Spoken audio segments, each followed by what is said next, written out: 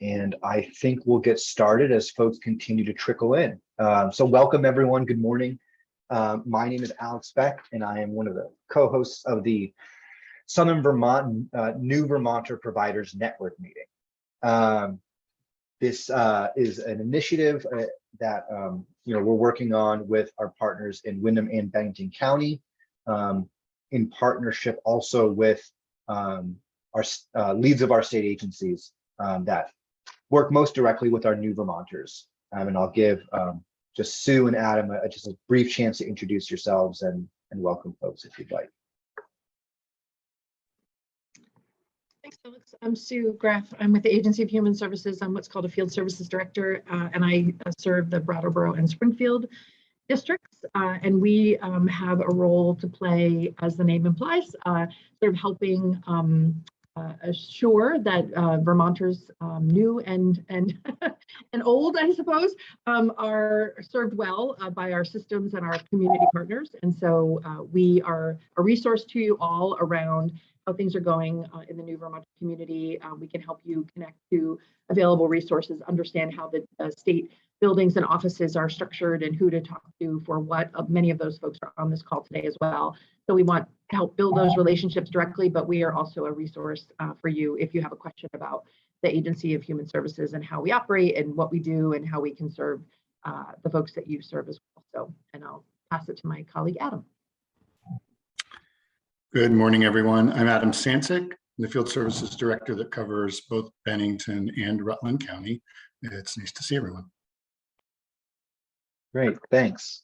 So the next part of our agenda is very briefly around the purpose of this meeting and the goals that we really have. And I think Sue almost mentioned it earlier, is that we have an existing set of programs, supports, resources here in Vermont that really is excellent. We've got folks in every corners of our communities working to better support Vermonters. And so our goal for this meeting is to ensure, as the people who engage with new Vermonters, whether they're asylum seekers, refugees, or just folks new to the community, that they know how to plug into these resources, that we're not creating more silos.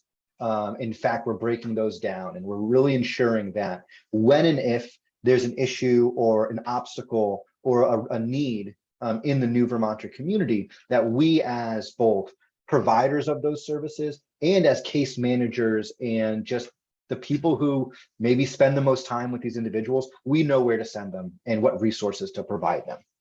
And so again, I'll mention we record these and we'll publish them on YouTube and share those links.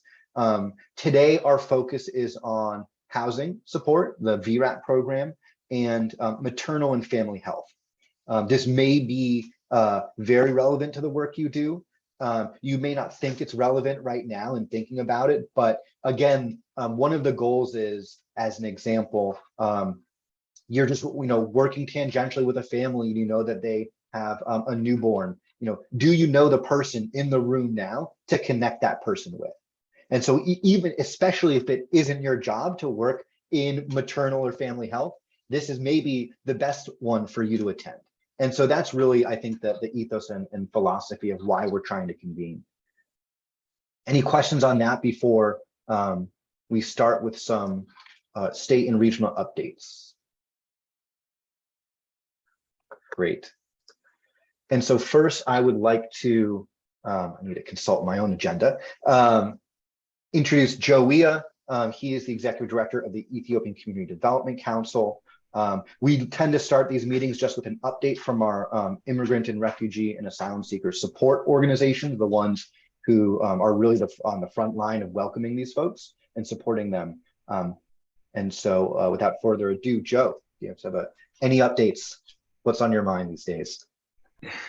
Thank you. Good morning, everyone. I want to begin to thank you all for all your services you've been providing. I know for us now, it's been 9 months since people arrived, and it's been a learning curve for all of us, and you all have been providing services to refugees. So thank you for that. My update is a very short this time. As you all know, the Afghan placement program has come to an end, so we are not receiving anyone through that program anymore. So all those who are coming through the reception and placement, which is a regular refugees program. As of the last time we met to this time, we received 17 people, 5 families and 4 singles. 1 family from the Congo, but unfortunately the family from the Congo left the state this weekend to go to Michigan. We have a family from Guatemala arrived, a family of 3. And also we have the rest of the, our arrivals came from Afghanistan. We expect to have 1 new arrival coming this week. And that arrival, that person is coming from Afghanistan as well. That person is not going to go through SIT because they have a family connection here, so they will be directly connecting with their family already in Brattleboro. We have not had any walk-ins since we last met. Currently, we have 6 people on the SIT campus, hoping to find housing for them. As you all know, the housing on SIT is also being supported by VERAP. So now VERAP is coming to an end. It's a very challenging thing for us now. We know that the housing will continue on the SIT campus up to June of, hopefully June of 2023. But we also have to now, after that period, continue to discuss with SIT how we move forward with that. For VERAP, I know that today's discussion is on housing and maternal health. So for us, since the announcement of the VERAP, we know that 9 of the recent arrivals will be affected by the VERAP closure because VERAP was very helpful in terms of transitioning people into permanent housing. We have 27 singles that would directly be impacted by the VERAP program. We know also all our families from REACH-UP who are on REACH-UP at some point might be affected, but currently the impact will be on 27 singles and family without children under the age of 18. For legal support, we have roughly for our legal support, we have 23 cases that are interviewed already and are waiting for a decision to be made. We have 5 cases that we need to submit for the adjustment of status. And we have 18 cases on SIV in the SIV process. Most of our SIV cases, we haven't gotten to them yet. But most of our adjustment of status cases have already been interviewed and waiting for decision from USCIS. World Learning continue to provide English language support to refugees and also for employment. BDCC continue to provide employment. And BDCC is here, so I'll leave it with BDCC if they have any update on that. But from what I have here, we have of the 107, we have about 44 adults that are employed. For the Ukraine crisis, we are in the process of hiring an Irish person that will be reaching out to 4 counties that will be covering, and those 4 counties are Windham, Windsor, Bennington, and Orange counties. And we have the zip codes of where we expect people to be. So the Irish person will be reaching out to those zip codes. But at the moment, we have Mark Clark, who is our resettlement program manager, as the contact person. So if there's a question regarding Ukraine clients, please feel free to reach out to Mark. Our community center continue to operate. It's still open and operating fully. So if you want to organize any activities to reach out to refugees, please feel free to reach out to Jill. For health, we received a grant from the state to do outreach for mental health, and we're working closely with ACRS as a referral partner. So ACRS will be providing most of the clinical support. We would be doing most of the outreach component of that. For domestic health assessment, we still have some cases to complete. And Camilla, our health navigator, will continue working with Ali to make sure that those cases are scheduled. So far, that's it from my end. That's the update I have here, and I'm open to question. If you have a question for me, you can put it in the chat room. Thank you, Alex. Thank you, Joe. And I think one thing that's important that Joe mentioned is that the way new Vermonters come to our communities is in a variety of different ways. You know, he mentioned some folks can just walk in, and if you're a refugee, you can, you know, become a part of a community. And so as providers, you actually may be the first person to interact with a new Vermonter and be able to refer them to whether it's ECDC or CASP or another organization. So again, there are new Vermonters in our community who may be eligible for additional support that we don't even know about yet. And you may be engaging with those folks. So I really appreciate, you know, Joe saying there's outreach being done to find Ukrainians and others. The same can be said for you as service providers, just making sure, are they connected with all of the variety of folks in the region? So thank you for that. And Joe, there's a question in the chat around the mental health outreach for Bennington County. Is HCRS doing that also? No, so we will be doing most of the outreach for mental health support and do a referral to ACRS. Okay.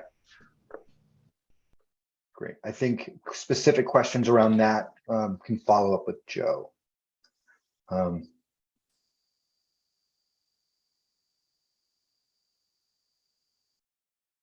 Great, thanks. Sorry, I was muted. Next, I believe I saw Dora and Christy on the call. And thank you, Tracy. ATRS is for both areas.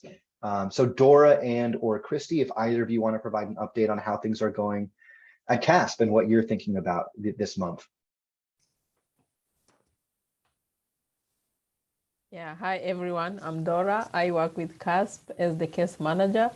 So an update on CASP, we have 18 asylum seekers.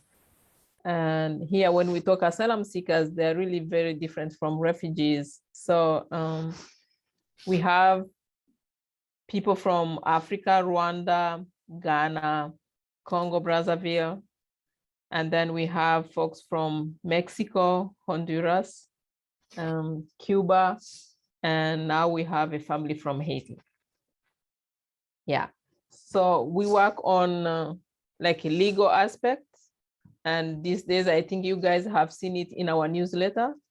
We are working on a legal project to train legal and paralegal, people to fill the gap of really legal representation for asylum seekers and refugees. And we are working on our folks enrolling in English classes and computer classes in partnership with ECDC through MCC. But we are having challenges of like not having same level of, you know, Afghan who just came, maybe they're really on the level of learning how to write like alphabet and all that. And then our folks having, and we've talked about that they will be moving to another level class, like level 2 or intermediate.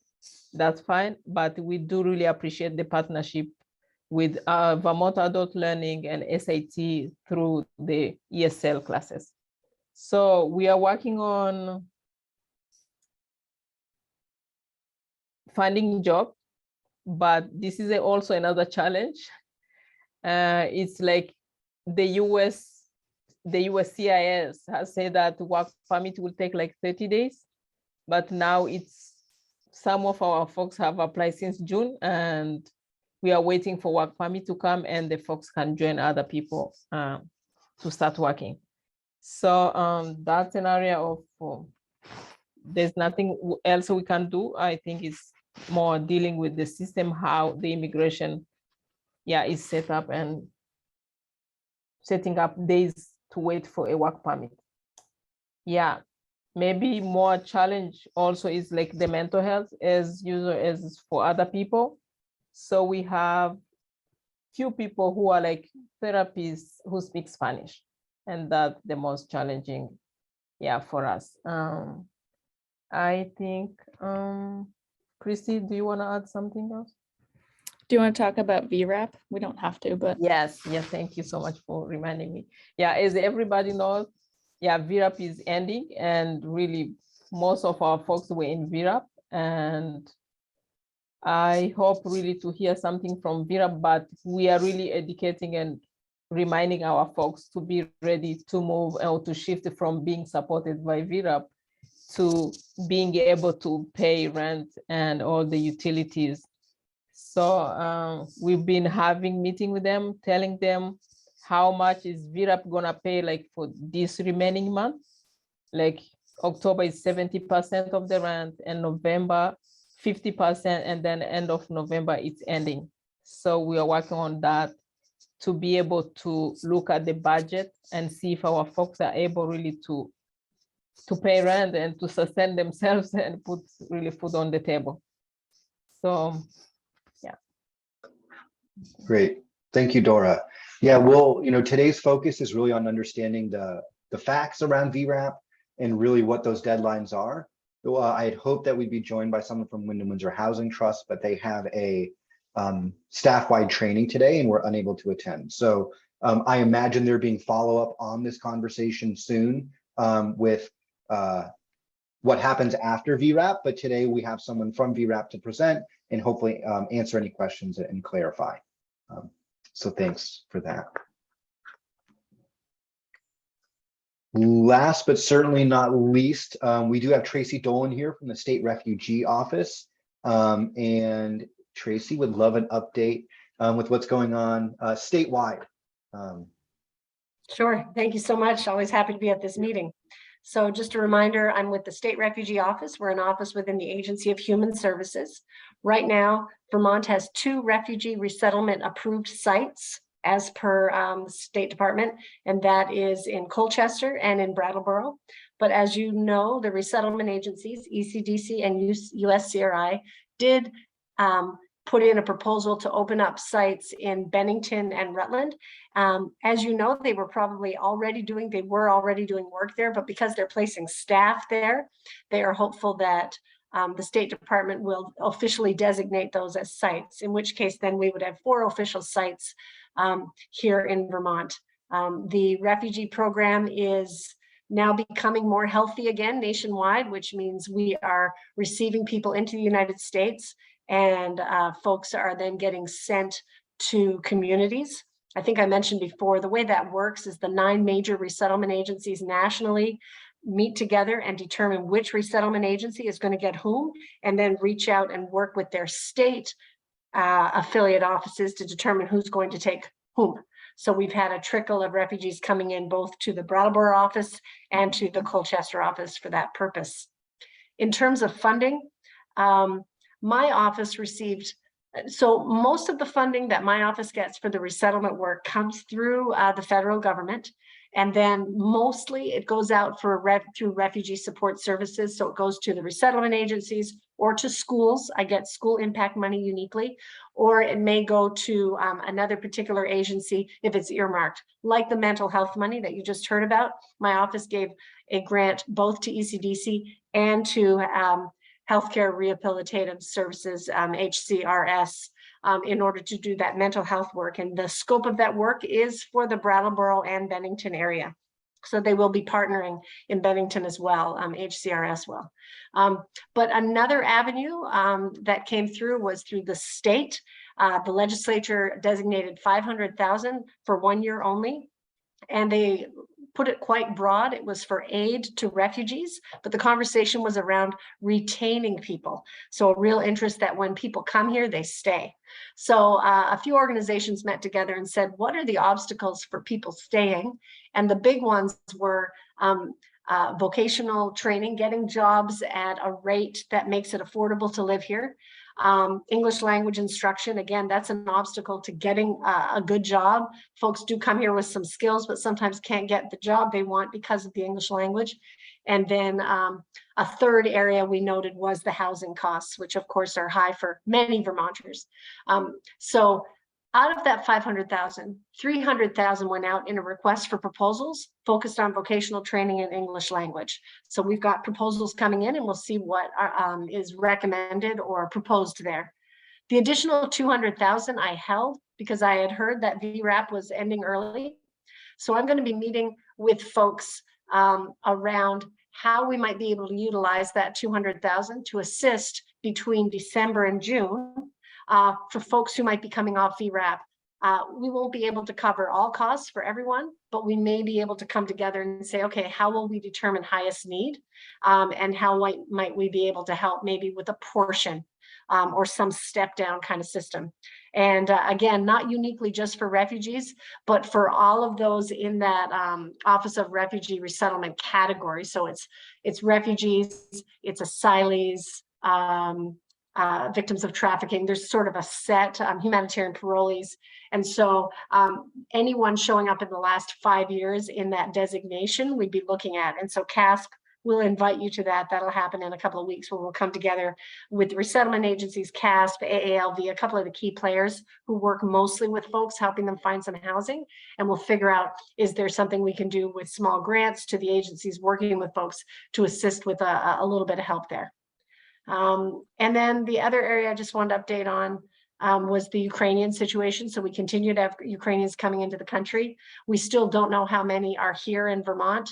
Ideally, they would register. They'd reach out to my office or they would register with ECDC or USCRI, both of whom have some funding to assist them. However, they don't have to register. So right now we have about 30 overall registered, but we know that at least 93 have applied to come to Vermont. However, we also know that there are people coming from out of state who didn't uniquely apply to Vermont, but are showing up to be with sponsors here. It's a very fluid situation. And they're coming and showing up anywhere. The downside of that is they're not necessarily near a refugee resettlement agency, so it's not easy for them to get those services. So for example, we have what we believe is going to be a fairly high number of very high need children and adults up in the Derby area. So that school is actually going to be hit pretty hard. So I'm working with that school right now around school impact funding that's uniquely just for Ukrainians. So we've got some Ukrainian funding to support uniquely for Ukrainians. And we're looking at that. The resettlement agencies also letting folks know, hey, register with us and we can help you at least sign up for some benefits. The Ukrainians will get most of the benefits that most refugees would. They wouldn't get that specific help in the first 90 days with finding an apartment, things like that, getting picked up. That's all sponsors. But some of the other services they are eligible for. So that's where we are right now. And legal, just touching on legal as well. We will get more funding to support, again, only Afghans, which is very specific and not ideal, but we will get more legal money to support only Afghans on their immigration related legal needs. And we expect that to come in again, probably in October. All right, thank you. Great. Thanks so much, Tracy. The last thing I'll kind of mention here is that part of my role at the BDCC is to help coordinate the variety of folks working on different specific topics. So legal aid is a great example of there's resources available for Afghans. CASP is developing a really exciting network of folks. And as an organization, we will start convening the providers of these services specifically to make sure everyone's covered. You know, it's not up to one organization to serve all new Vermonters, but I think, you know, part of our goal is to ensure no new Vermonter goes unserved. A similar thing can be said for ELL. For those who are interested, we have an entire working group that, you know, Wyndham and Bennington County around ELL services because we know it's so important. And so that's another monthly meeting for if anyone's interested in joining more meetings, you're more than welcome to. But those meetings are recorded also. So again, coordinating all of these services is something that is as important as finding more funding to make sure more services are delivered, to make sure everyone's covered. Dora, I see your hand up.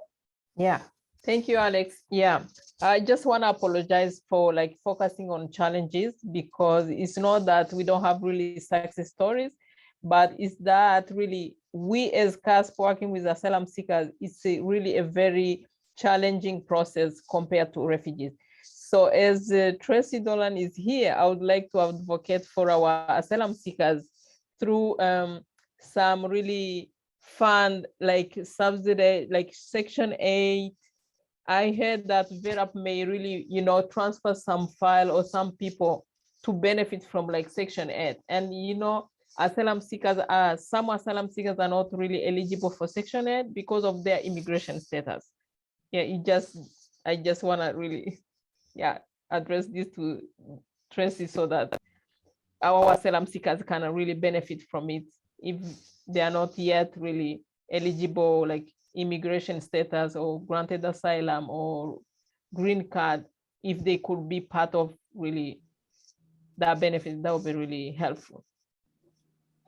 Thank you. I can't probably address any of the VERAP policies. That's outside of my part, but the small amount of funding I have that could assist with housing support between now and June, I'll invite CASP into that meeting so that we can look at broadly at people who have been here in the last 5 years. Thank you. Yes. Great. And I will share a success story that I'm excited. Today was the first day of a construction for new Vermonters course. And so that's something that the BDCC and CASP and ECDC helped work on.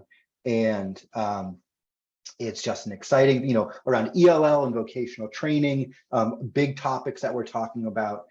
So that's a small success I have to share, of which I'm sure there are many great successes that's happened in the last month. So I'll end that little update on an exciting note. And I think now is a good time to transition to talking about VERAP. Again, this is really an overview of the program, so we're all on the same page and understand what's next and well, what's now and what's next. And so I'm excited to introduce Diane Nelligan, who's going to share with us. And I think I need to make you a co-host so you can share. Welcome, Diane, and thanks for being here. Thank you. Thank you very much. I'm happy to be here today, and hopefully we can do some level setting on where we are with VERAP and how we can move forward. I'm going to share my screen. That's not what I want. So that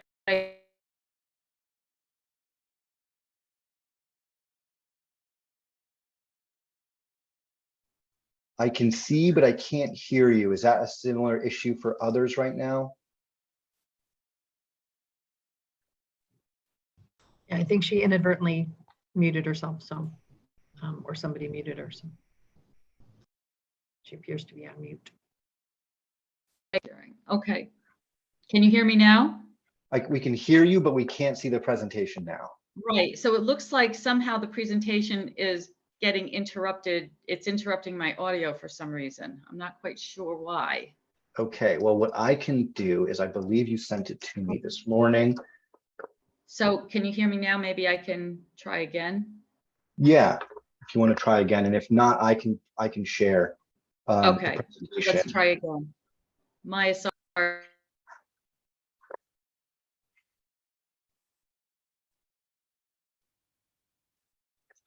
So it still seems you're muted, but what I will do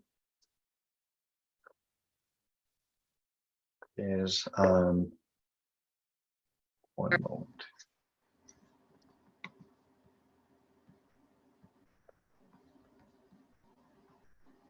Okay, so maybe you can bring it up, Alex. Is Yeah. that awesome? Can My folks see the apologies. presentation now?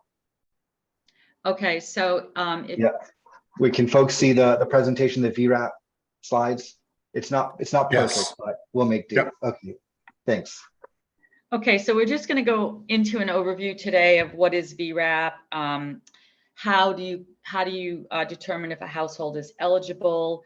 How to define risk of homelessness and financial hardship due to COVID, and then discuss a little bit how people can demonstrate their eligibility. I know there are a lot of questions around that. And then the final panel will be discussing sort of how VERAP is going to wrap up and what it looks like from 9:30 and beyond. So if we can go to the next panel, what is VERAP? VERAP, if we can move to the next one, is funded through the federal legislation. It was created to help Vermonters meet the financial challenges that they faced with COVID-19. It's amazing to hear the stories of how people were impacted. And I have to say, I'm sure I'm preaching to the choir here, that it impacted people in ways that were completely unimaginable. So for eligible households, the program offers assistance with rent, past due rent balances, utility and home energy costs, past due utility and home energy costs, and other expenses related to housing. This includes expenses related to evictions and court hearings and that nature. How to determine if a home is eligible. The first thing for VERAP, if we can, yeah, that's it. If we can go to the next page. So this program is VERAP, not to be confused with VHAP. VERAP is the rental assistance program. The state also offers another program for homeowner assistance. So I don't know if you have clients that fall into both categories, but there are two separate programs. Financial hardship, they determine financial hardship by determining if one or more individuals within the household has qualified for unemployment benefits or experienced a reduction in household income, incurred significant costs, or experienced other financial hardships due to COVID-19. We're seeing less and less of that, but there are still impacts out there. So we want to identify those, and we want to make sure that people get the assistance they need. Housing instability, applicants must demonstrate a risk of experiencing homelessness or housing instability. And then income eligibility. Households must have an income at or below 80% of the area median income. And that's going to actually play an important role in how the program goes forward. So this is important. The program in its entirety does not end after November 30th. For some individuals, it will go on until the funds are exhausted. So we can go to risk of homelessness. This can be identified who's currently homeless, has past due rent or utility notice or an eviction notice, is living in unsafe or unhealthy living conditions. They pay more than 30% of their income for rent and utilities combined, or any other evidence of risk as determined by the state. Financial hardship can be defined as one or more household members experiencing financial hardship due to COVID-19. They qualify for unemployment benefits anytime after March 13th, 2020, experienced a reduction in income due to COVID-19, had significantly increased household-related expenses due to COVID-19, or again, pays more than 30% of income for rent and utilities. Now, as some of you may know, some households automatically qualify for VERAP support based on their location. And that's what they call in the application the geographic proxy. So there is a calculator in the app itself. You can click on it, put the address in, determine if they meet the geographic qualifications for geographic proxy. Proving eligibility has become tricky. I think it's become more complicated as the program is reaching its end. So for income, if an applicant is not qualified by geographic proxy, then they must make a choice in how they're going to demonstrate their or verify their income. And this can be with 2020 or 2021 tax filings, proof of wages or income in 2020, 2021. So that can be maybe a W-2 or some other official form that shows that income. A statement of annual benefits letter from a government agency covering a period within 2020, 21, no earlier than January 1, 2020. So this could be Social Security benefits, disability benefits, anything where, you know, a government agency can provide a letter, you know, sort of establishing what that income looks like. So those are all proof of annual income. Then we go into proof of monthly income. So this can be pay stubs, wage statements, interest statements, benefit statements, or employer attestations. But for the statements, they all have to be one, you know, representing 1 month, and they have to be consecutive. So it can't be, you know, I'm going to take 2 from May and 3 from March or something like that. It really has to be, you know, demonstrating sort of consecutive months of pay history. The self-attestation should be sufficient. So if they can't find any of these other forms of verification in the application, in the documents page, there are forms, and one of them is an employment attestation form. And finally, we get to, you know, sort of where the program is headed after the end of this month. So, and here's where your AMI becomes very important. So for households with income levels between 31 and 80% of AMI, the assistance ends. This is the group where the assistance will end after November 30th for rental assistance and past due rental balances. Okay, so this, we're not talking about utility at this point. We're just talking about the rent. So on October, first of all, on December 30th, 2022, no new applications will be accepted by the program. So if you have people in the pipeline right now, work with them diligently to get the documentation needed to be able to submit those applications. No new applications will be considered after the end of this month. So for the month of October, assistance for this group of applicants will be reduced to 70% of the amount requested. So if right now VERAP is paying 100% of the rent, it will then pay for October 70% of the rent. In November, it will pay at a 50% payout, and then it will end after November. For households with income levels less than or at 30% AMI, the assistance provided, there'll be only one ramp down, and that ramp down will be at 70% beginning October 1st, and it will go until the funds are exhausted. So people in that most vulnerable category will have assistance through the end of the program as long as funds are available. Now we move to utility assistance. Assistance ends after December 31st for utility and home energy costs, balances, those arrears dating back to April 1, 2020.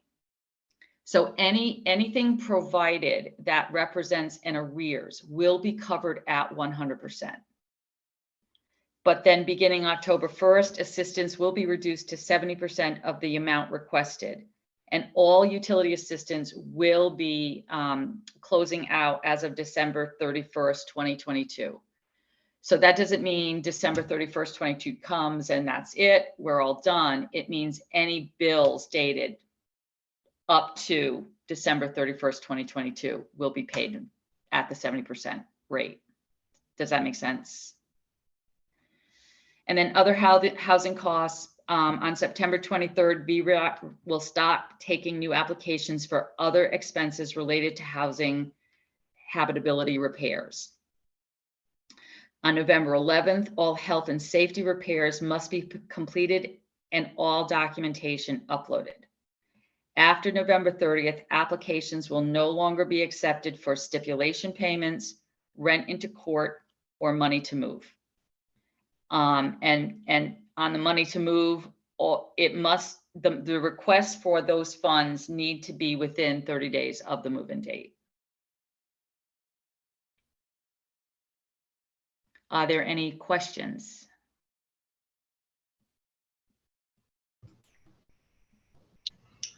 One thing I do want to say before we dive in, I realize now that I reserved an hour time, but budgeted for more in our agenda. And so what I want to do is provide a quick opportunity for people to ask any questions. I think what comes next, it will be an outstanding question for many of us, but yeah, Dora. Yeah, thank you so much, Diane. So my question is, there are some folks who have like back rent. So what do we do as organization to make sure that the rent is paid before the end of VERAP, end of November? Okay, so if their application has been submitted and approved, then that back rent, if it's reflected in the application, will be paid out. So just make sure in the application when it says it could be either back rent from a prior unit or back rent from a current unit. Just make sure that's reflected in the programs page of the application. So let me get it maybe clear. Do we have to do a new application even for these No, 3 remaining no, you months? do not have to do, no, you can modify the existing application, even if it's been submitted, to reflect any back rent that's owed. Okay, good. Thank you. You're welcome. And then Megan, I see a question. Yeah, I'm just want to clarify for people who have submitted applications, but those applications have not been processed yet or approved. Will those still go through? Yes, yes. Okay. The key to that is they have to be submitted. Thank you. And they have to have all of the documentation. I have not gotten clarity yet on if an application is denied due to missing information and the date goes past September, will they, how will they be processed for appeal? I don't have a lot of clarity that would be around that. Very good information to have. Right, and I can try and get that for you. Thank you. Yes, please. Thank you. All right. Thank you so much. Oh, I've got one more. So I have a quick question. There's a question in the chat about which agency you are from, but my question is that when you say until funds run out for those below 30%, do you have any idea approximately when that fund will run out? I do not. I think that would be a question probably for Caprice Hover over at the Vermont State Housing Authority. I think she's got her finger on the pulse of that. I don't know. Okay. Now, which agency are you from? So I am part of what's called the Boots on the Ground. And we were contracted with the Vermont State Housing Authority to work on VERAP applications. So we initially worked on the backlog of applications that were in the portal that had not yet been submitted. We currently now are working with community partners all over the state to try and get their backlogs cleaned up, get applications submitted, provide any assistance that we can. So if any of you need assistance, we are available to help you, get through what we can by the end of September, and then even work on missing information beyond that. Thank you. All right. And don't forget recertifications too. Recertifications are important. Make sure any client that has been receiving funds and is due for their recertification, that they complete that recertification so that they get their next round of funding, and there's no lapse there. Great. Thank you so much, Diane. For the sake of time, I do want to move on and apologize that we will go late. Folks who need to leave early, please do so. This will be recorded, but I do hope you can stay. Really moving quickly, I'd like to introduce Deb Kits Miller and the team that she's put together for this talk around family and maternal health. So welcome and thank you. Hi, everyone. I'm Deb Kits Miller. I work at the health department. I'll go into a little bit more of my role later in the presentation when I present with Adriana, who's also from the health department, but we're going to start off. Allison Wheeler from CIS is going to present. And Alex, you did give me permission to share screen. I see that now. And we also have planned for Autumn to speak at the end too. So let me go ahead and share my screen.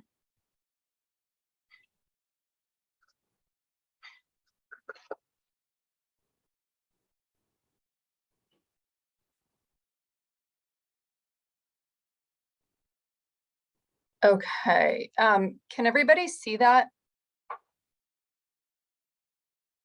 I can't see a presentation right now. You cannot? No.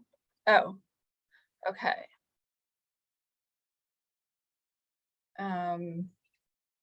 Let's see.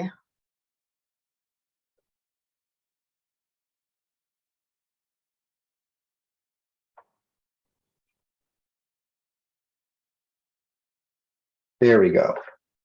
Okay, sorry about that. Okay, can you still see that? Perfect. Thank you. Okay, great. Okay, Allison, go ahead. And let me know when you want me to advance. Okay. Hi, everybody. Thanks, Deb, for introducing us. My name is Allison Wheeler, and I am the Children's Integrated Services Coordinator here at the Winston Prouty Center. So I'll just start by saying that the PowerPoint that we're going to go through has a lot of information. I'm going to just summarize the pages, but hopefully this can be a resource to you afterwards, because each page does have some examples of reasons why you might make a referral to one of our programs. So you can go ahead and advance, Deb. So for those of you who don't know, Children's Integrated Services is a multidisciplinary team that is in each region in Vermont. So in Brattleboro, the Winston Prouty Center is the organization that has all of the CIS providers. We also collaborate with HCRS, Healthcare and Rehab Services, and the Visiting Nurse of Hospice of Vermont and New Hampshire as part of our CIS team. So our services are nursing, family support, early intervention, early childhood family mental health, and specialized childcare. And I'll go into a little bit more detail on each of those as we go through the slides. All of our services are billed through Vermont Medicaid. However, any family can receive services through CIS regardless of their insurance status. Families can work with us short-term and also long-term. So we have lots of families who just receive maybe 1 or 2 visits from one of our programs. And then we also have a lot of families who work with us over the course of several years. It all depends on what their needs and goals are. And our services are meant to be as much as we can provided in a family's natural environment. So in their homes, we also provide services in childcare programs. And throughout the community, if families aren't comfortable with us being in their homes, we definitely have families that come here to our building for visits. We meet with families in the libraries, really wherever we can to provide the services that they need. Referrals for CIS really can come through any door. So a lot of times people know a provider within CIS and they will give the referral directly to the provider. We like to say there's really no wrong door. And we also really like to encourage referrals to come even if you're not sure if we're the right program, because we will do our very best to connect families with the provider or the program that makes the most sense based on what's going on with the family. So next slide. The first program I'll just mention is our called our Sustained Nursing Program. So this is offered through the VNH, and the providers that do this program are just integrated right within our CIS team. So what this is it's meant to be more of a long-term nursing program for families during pregnancy and after pregnancy. So what they can get is up to 25 visits with the same nurse throughout that time. There's like a visit schedule they go through. And it's really a focus on the family's goals. There's a focus on, preparing for birth, parent-child attachment, child development, working with parents on their own individual goals, and supporting families through the transition.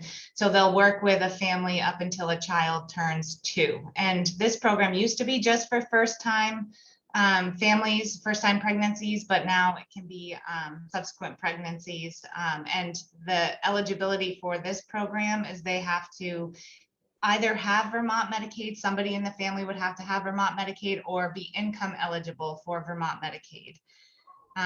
And they also have to enroll in this program during their pregnancy or until the baby is 6 weeks old. Go to the next slide, Deb.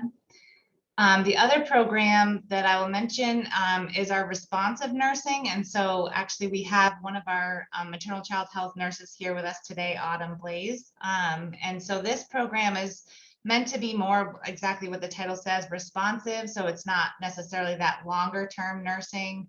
And so it's, we have nurses here on staff that provide support during and after pregnancy, and they can provide support with families who have children up to age 6. So again, it lists here some of the services that are included within that. So prenatal and postpartum care. Our nurses are lactation consultants, so they do a lot of support around lactation and feeding, newborn physical assessments, again, like anticipatory guidance and health teaching, making sure families are connected with medical homes.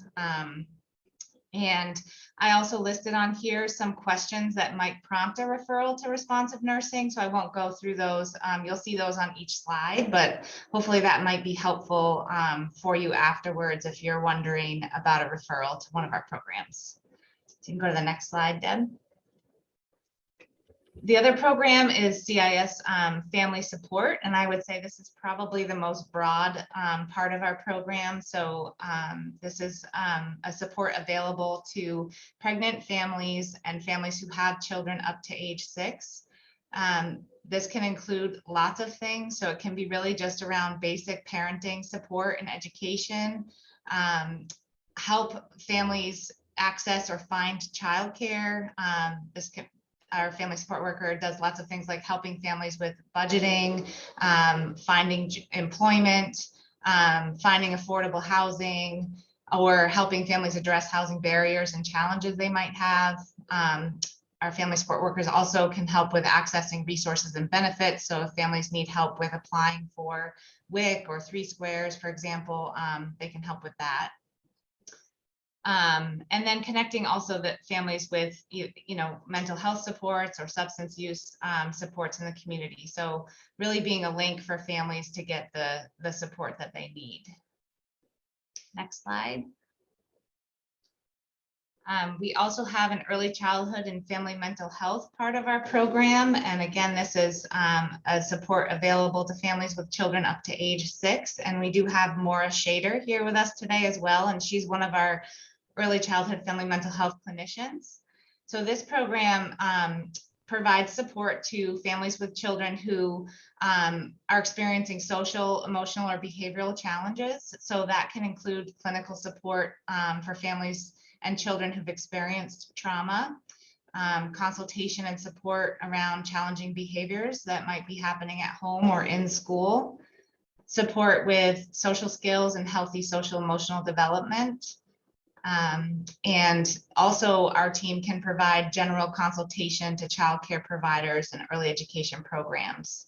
And again, also connecting families if, you know, if they need additional services or supports, we can help them with that in this program as well. So there's questions again below as far as reasons that might prompt a referral to this program. And I would also mention that our early childhood family mental health team is working to expand the support that they're providing to provide more supports to families during the perinatal period. Next slide.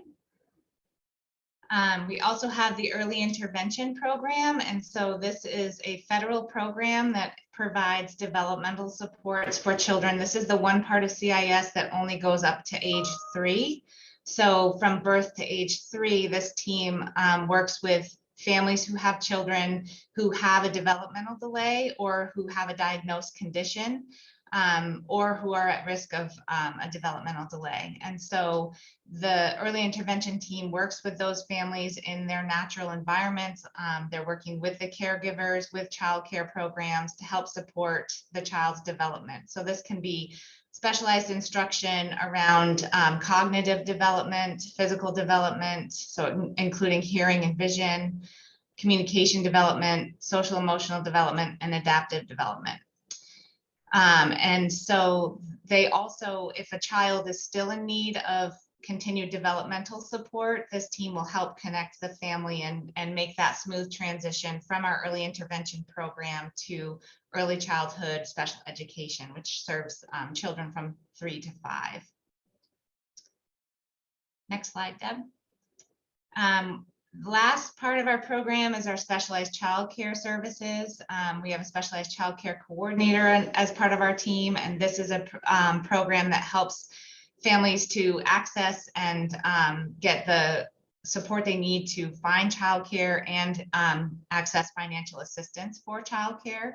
So there's 3 categories that this program supports families with in terms of looking for or finding childcare. So if there's a family who has a child with a special health need, there's a particular form of financial assistance available to those families. Our specialized childcare coordinator helps families who have children involved with DCF family services, protective services. So families that are involved with them, there's a particular form of financial assistance and childcare support for those families, or children who come into DCF custody. She'll help find placements for those children. And then we have family support childcare financial assistance, which is really for families that are experiencing significant stress that's impacting their children's access to finding childcare. So we definitely help with that. And also at Winston Prouty, we just help families with regular forms of applying for financial assistance for childcare and childcare referrals. So if you have families who are looking for childcare programs that have openings or wanting to get on wait lists for childcare, we can be a resource for that as well. Next slide, Deb. So also our specialized childcare provides support to childcare directly to childcare providers.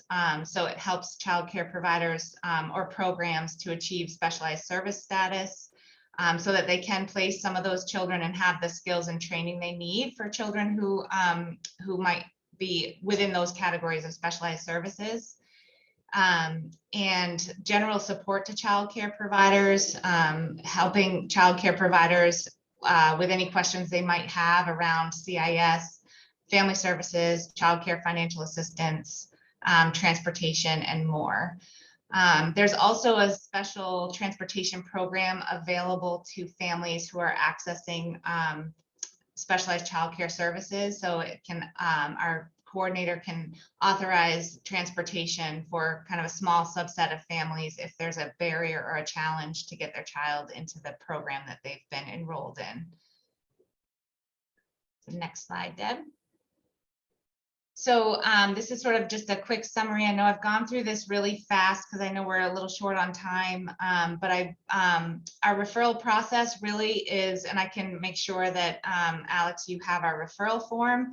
Our referral process, really all we need is verbal permission from a family. And so I like to say, you know, a family's not signing their life away, really. They're just agreeing to a phone call to, you know, hear more about our services and talk through how we might be helpful. At the top of our referral form, there's a little box that gets checked off that says the family has given verbal permission for the referral. And as long as that's checked off, we will contact them and have them go through our intake process. Families can always self-refer to us as well.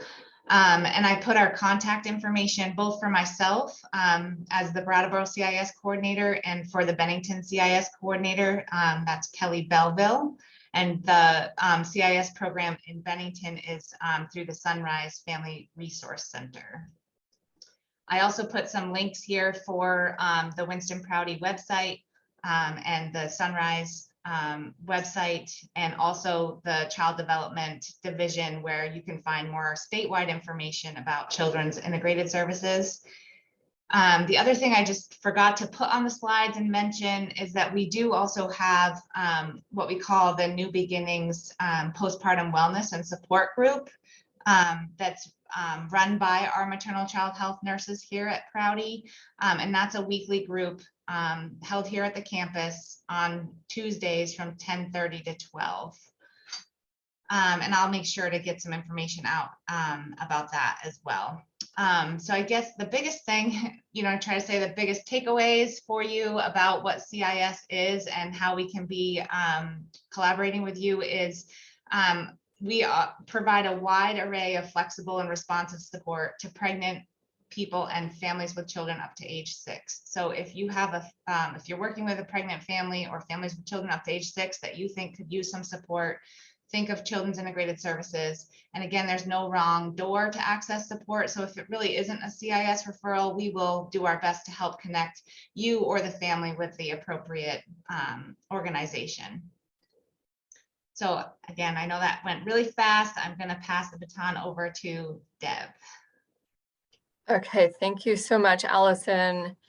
When Alex asked us to present on maternal and child health, Adriana and I chatted with Allison and Autumn, and we thought it made sense to kind of start with CIS because CIS really covers so many services in this area with families, pregnant people, young children.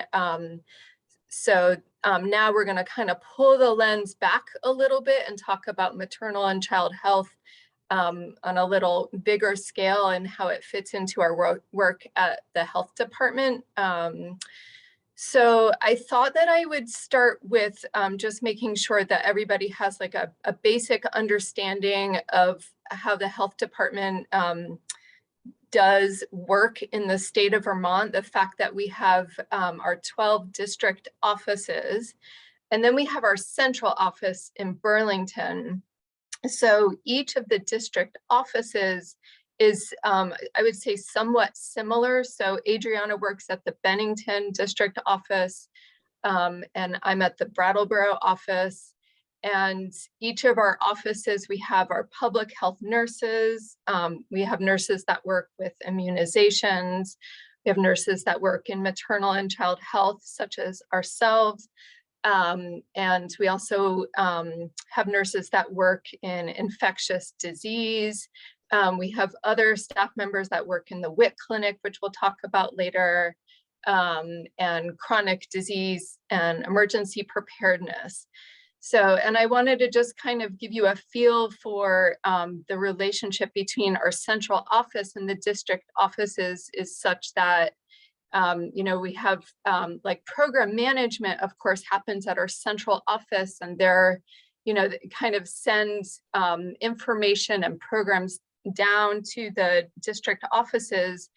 But in the district offices, we're really kind of the eyes and the ears on the ground. We're in the community, we know the community, we work with the community partners. So not only are we sharing the information, out to the community, but we're also trying to maintain an awareness of how the systems are working.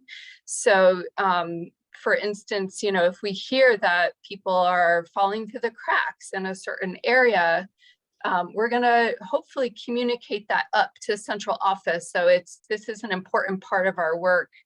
So this meeting is like it's an example of how we kind of get a feel for how things are going. So just wanted to kind of put that out there and give you some perspective for the work that Adriana and I do. So now I'm going to go a little bit more into some specifics about ways that we work with families with children. So we have our WIC clinic here, and Adriana will be going a little bit more into WIC, so I won't spend a lot of time on that.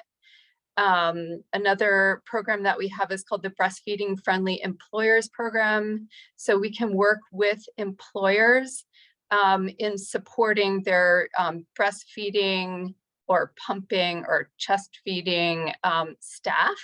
So we can help them develop policies, make sure that they're providing, the physical space and the time for their staff to maintain lactation.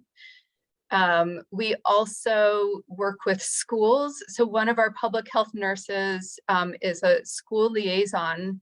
So she's collaborating with the supervisory unions and organizations across Windham County in the case of the Brattleboro District Office, but to improve the health and well-being of school-age children.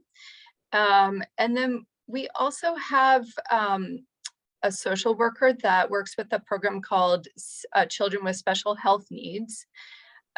So that person is coordinating care for children with special health needs from birth through age 21. I already mentioned that we have our immunizations nurse as well. Generally, our immunizations program at the local health office, generally that's seen as kind of a gap filler. Like if someone doesn't have a PCP or health insurance and they need a vaccine, they can contact our office and we may be able to fill that gap for them. And then to go a little bit more specifically into some of the work that Adriana and I do. So we are trained in many health topics that have to do with maternal and child health.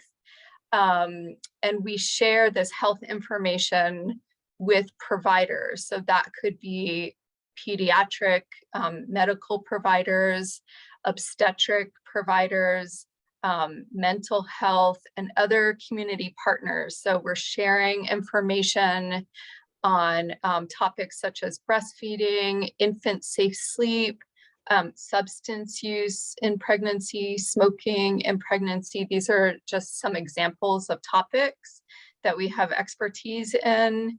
And then there's also some specific programs. There's one that's called Help Me Grow that Adriana will go a little bit more into that we promote in the community. So these are some examples of the work that we do. We don't work directly with patients or clients, or I should say not usually. We do occasionally have direct contact with, you know, the people that are living this experience, but usually our work is more systems level. I also just wanted to mention our website at healthvermont.gov. There's a lot of information and resources that could be relevant to this group. There are some translated materials. I put a couple of examples up on this slide.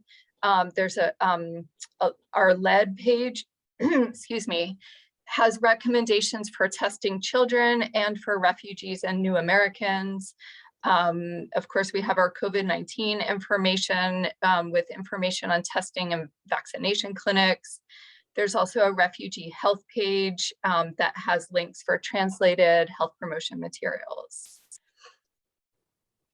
And then this slide here is really kind of a tickler for me to just throw out there that for the Brattleboro district, I do maintain a document. I shared it with Alex, and I believe Alex will share it with all of you afterwards. It's just an informal Word doc, but it provides an overview of additional maternal and child health supports in the Brattleboro district, because really there's so many things that can be helpful, you know, in addition to CIS, like Allison was talking about. In the Brattleboro district, we have our parent-child center, which is called Early Education Services, and they provide many supports, like a home visiting program and classes. There are Facebook pages that could be helpful. There's the doula program at the hospital. My point being is that there's really a lot. And I just wanted to let you know that, you know, in addition to CIS, you can always contact me or Adriana if you have any questions about maternal and child health. If you can't figure out where to go, you know, for help, for services, you can always contact us. And Alex, you'll share that document afterwards, right? Yep, and I'll include it in the minutes. Okay. I posted it in the chat a little bit back as Great. well. Oh, thanks. Okay. All right. And now we are going to transition over to Adriana. Wonderful. Thank you, Deb. So for those of you that don't know me, my name is Adriana Tomasi. I'm one of the public health nurses at the Vermont Department of Health in Bennington. I apologize. I'm going to talk kind of quick just for the sake of time. I'm going to talk about two programs that are really great resources for families. One of them being the Women's, Infants, and Children's Program, also known as WIC. So WIC provides food benefits, education, breastfeeding support, counseling, and referrals for pregnant Vermonters, parents, and caregivers with children under the age of 5. So the focus on WIC is really 4 core services. This includes education, breastfeeding support, referrals, healthy foods. WIC is really unique with the exception that they really focus on nutrition education. Each participant receives a WIC card that they use at the grocery store, just like a debit card. It has a unique food package that depends on the age of the child or if it's a pregnant Vermonter. So for example, a 6-month-old is going to have a very different food package than, say, a 4-year-old child. The food package comes every 3 months. So at the first day of the month, you get the package for the next 3 months. Deb, you can go to the next slide. To qualify for WIC, participants have to be a pregnant woman, a mother of an infant up to 6 months, a breastfeeding mother with an infant up to 12 months, or an infant or child up to the age of 5 years old. They also have to meet income guidelines, which are on the website, and be a Vermont resident. If a participant has Dr. Dinosaur, Medicaid, Reach Up, or 3 Squares Vermont, they're automatically income eligible for WIC. To maintain eligibility, WIC appointments are scheduled about every 6 months. There is also a nutrition activity requirement. This can be found online. They need to have 2 activities every year. So between appointments, they want you completing an activity. Deb, you can go to the next slide. The easiest way for people to apply for WIC is to call whatever office is closest to them. So like I said, I work in Bennington. Our number's on here. Our WIC staff is great. I cannot say enough good things about them, and I'm sure Brattleboro is the exact same. They're available to help people apply, troubleshoot any problems with the card, talk them through the food package. They even go shopping with families, which is really helpful. Our website also has a lot of really helpful information for families. Next slide. The next program I'll be talking about is Help Me Grow. Help Me Grow builds and maintains a network of community resources across sectors and coordinates services across the network. So it's a free program for parents and families with children up to the age of 8 years old. They have a ton of resources. So it's a really good way to just call really quickly. If you have a quick question, they can connect you to services. It's available to connect a parent or caregiver to developmental resources and services, request information on child development, refer a family for developmental screening, all sorts of stuff they can do. Next slide. The best way to contact Help Me Grow is to have families call 211 extension 6. They can also text Help Me Grow Vermont to 898-211. There's an email address. And as long as service providers have permission from families, they can fill out an online form, which is also really helpful. And next slide. I think that's the last might one be I have. it. Perfect. So yeah, any questions, please reach out to Deb or myself. I know it's a ton of information in a very short amount of time, but we're available to help with questions. Thanks, Adriana. And then I believe we're transitioning to Autumn. So I'm going to stop sharing my screen.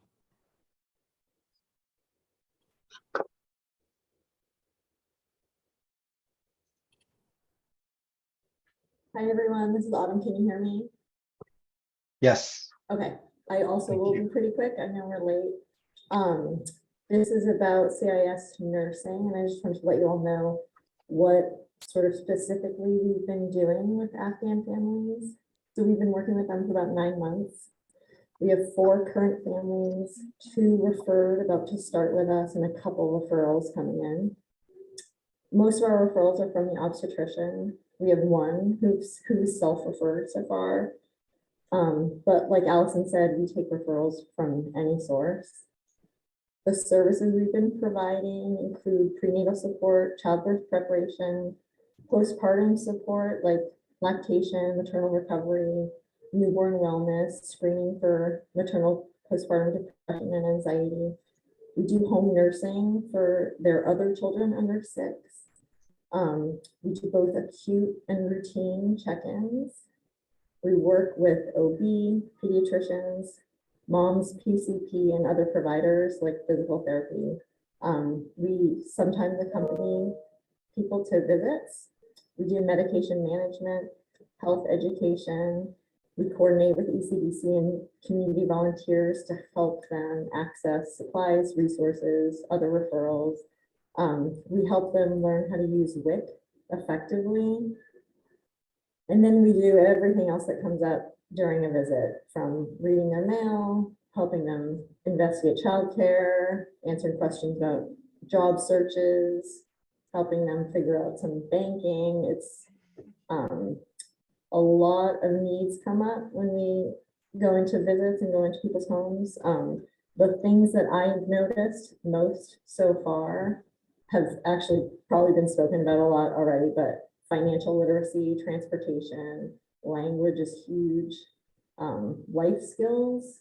And for me specifically, there's a lot of health education, including like what are bacteria, what are hormones, lots of concepts that are difficult to translate. So that's been my experience so far. Great. Thank you so much. Again, apologize for going over time. I budgeted for an 1.5-hour meeting and realized the invite's at 1 hour. So that's my fault entirely. But thanks to those who stuck by. I will say, as the parent of my 6-month-old, our first kid, we've benefited so much from these services, and we learned about them through a friend. And so that was something we were able to do. But for new Vermonters who may not have that experience or knowledge of these programs, it's just so important that we all know they're available, because they've helped us along the way. So I thank you all for presenting and sharing this. Absolutely, we have time for questions. As long as folks are willing and able to stick around, I think that would be great. So thank you. Yeah, Grace. Do you want to limit the number of questions I ask, Alex? If folks have time and it's helpful to our community, fire away. Okay. Adriana, WIC, nutrition activities that are required alternating every 3 months. Are those accessible to people who speak Dari or do not read?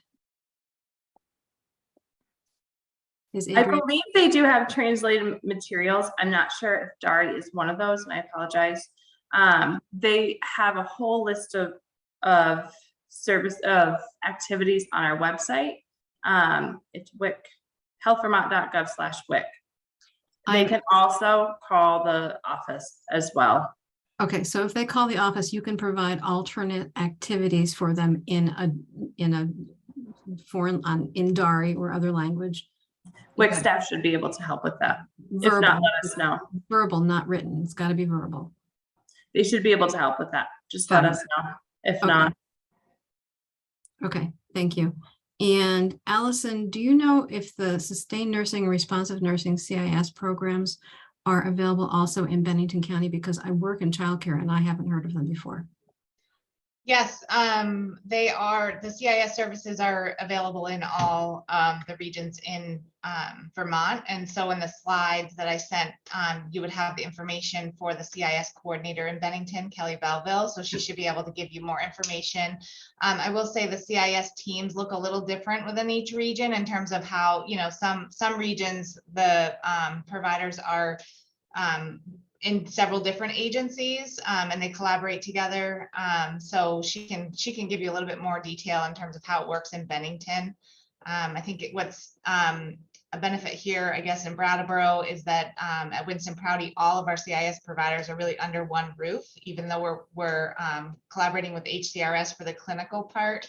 Everybody can be found here in our building. So, but yeah, you should definitely be able to access nursing services through CIS in Bennington. Okay, that's great. Thank you, Allison. Right. Any more questions from folks? Great. Well, thanks again. I appreciate everyone sticking around for the late meeting. I will send out the recording and PowerPoints and resource sheets along with the minutes by the end of this week. So thanks again to our presenters and for those who stayed to listen. I really appreciate your time. Have a good Monday, everyone. Thanks, everybody. Thank you. Thanks, everyone.